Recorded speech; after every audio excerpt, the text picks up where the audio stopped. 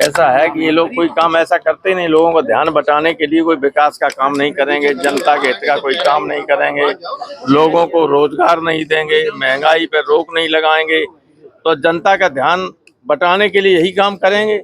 Railway station का नाम बदलो, शहर का नाम बदलो, बिल्डिंग का नाम बदलो, इसके अलावा इनके पास कुछ है नहीं। देश की आर्थिक स्थिति इतनी जर्जर हो रही है कि 3-4 महीने बाद आज सारा देश जो बहुत संकट में पड़ने वाला है। सर, प्रधानमंत्री 12 साल बाद आरएसएस हेडक्वार्टर गए हैं, क्या लगता है क्यों गए, क्या वजह हो सकती है? ये हम नहीं जानते, लेकिन हेडक्वार्टर तो ऐसा है कि आरएसएस तो इनका माई बाप है, वहाँ नहीं जाएंगे तो सुरक्षित नहीं रह सकता कोई बीजेपी का नेता, इसलिए जाना जरूरी है।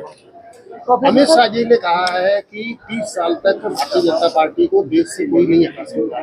ये बयान किस तरीके का नजरिया पेश करता है? ऐसा है, जो डिक्टेटरशिप की मानसिकता के लोग होते हैं उस तरह के लोग डेमोक्रेसी में ये बयान दे सकते, वरना लोकतंत्र में तो जनता से बड़ा कोई नहीं। इनकी सत्ता में रहने का टाइम कांग्रेस जितना नहीं रहा, कांग्रेस इतना नहीं रहा और न रह सकता है। तो वो जब चले गए, वे नहीं बच पाए, तो ये कैसे बच पाए? रामजी लाल सुमन जी के बयान के बाद में करनी सेना ने उनको जान से मारने की धमकी दी है और इनाम घोषित किया है। समाजवादी पार्टी इस बयान को लेकर के, करनी सेना के बयान को लेकर क्या कहेगी? देखिए, इसको हमने पार्लियामेंट में भी उठाने की कोशिश की, लेकिन वहाँ आप जानते हो कि बीजेपी की पार्टी जो है उसके एमपी लोग हमें स्वयं करनी सेना के सदस्य बन जाते हैं, किसी को बोलने नहीं देते। लेकिन सुमन जी को जिस तरह की धमकी दी गई है, उस धमकी का हम लोग जवाब दे सकते हैं शांतिमय तरीके से।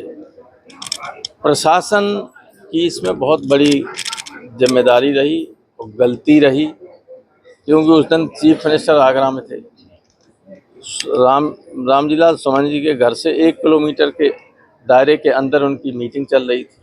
तो आप जानते हैं, शहर में अगर मुख्यमंत्री हो तो चप्पे चप्पे पर पुलिस की नज़र रहती है, और ये 15 किलोमीटर पुलिस के साए में ही आए रामजी लाल के घर, सुमन के मकान तक।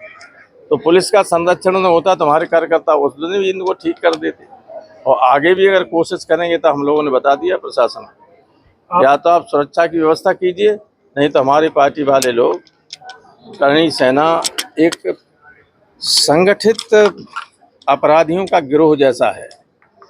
अभी मैंने जब ये कहा था, आपने देखा होगा कि एक मामले में गुजरात की पुलिस ने करनी सेना के अध्यक्ष की पगड़ी को उछाल के और मार पीट के ले गए थे। इन्होंने कुछ किया? कुछ नहीं किया। करनी सेना के एक अध्यक्ष को घर में घुसकर लोगों ने गोली मार दी, क्या करनी सेना ने किया? और रामजी लाल सुमन पर चढ़ के आ गए क्योंकि वो दलित थे। तो ये अब बर्दाश्त नहीं किया जा सकता।